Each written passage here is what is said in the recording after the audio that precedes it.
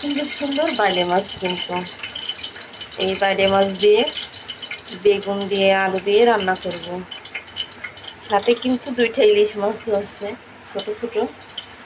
এই মাছগুলা কিন্তু অনেক মিষ্টি মিষ্টি লাগে। কে কে খাইছেন? আমরা কিন্তু অনেকবারই খাওয়া হয়েছে। এগুলো হচ্ছে সামুদ্রিক বাইলে মাছ। এই যে একদম টাটকা টাটকা দেশি বেগুন দিয়ে আর আলু দিয়ে পেঁয়াজ মরিচ কেটে দিয়ে রান্না করবো আজকে।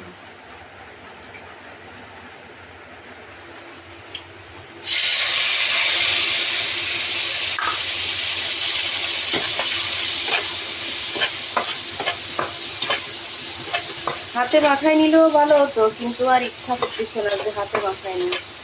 এই জন্য ভাবলাম কি যে একটু তেলের উপরে নাড়ায় এই মশলাটা একটু কষাই নিই।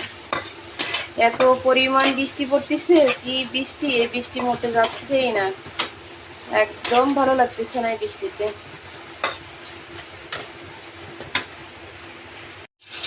খেটে খাওয়া মানুষগুলাই আসলে তাদেরই দুর্ভোগ পোয়াতে হচ্ছে এই বৃষ্টির জন্য। কারণ যারা ভ্যান রিক্সা চালায়, বৃষ্টিতে কি করে চালাবে?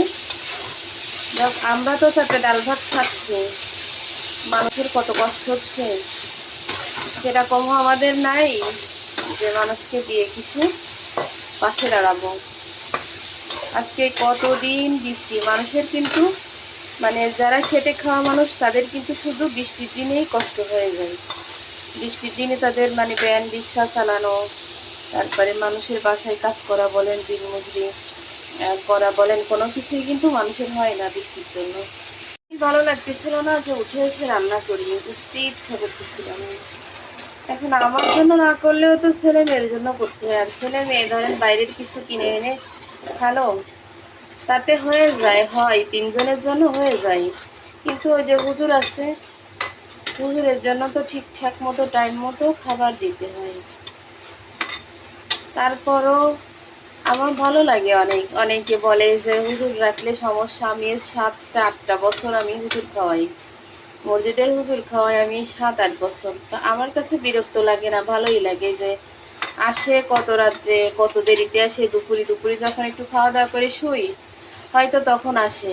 তারপরে উঠে ওরে খাবার দিই, রাতে সকালে সব সময় কিন্তু ছেলে মেয়ের মতো ওর জন্য বসে থাকা হয়, অপেক্ষা করা হয় যে কখন আসবে, কখন খেয়ে যাবে। একদম পিচ্ছি। ও যখন আমার এখানে ছিল, মানে প্রথম আসলো, তখন কিন্তু একদম ছোট ছিল। এখন অনেক বড় হয়ে গেছে মাশাআল্লাহ, 30 পারা।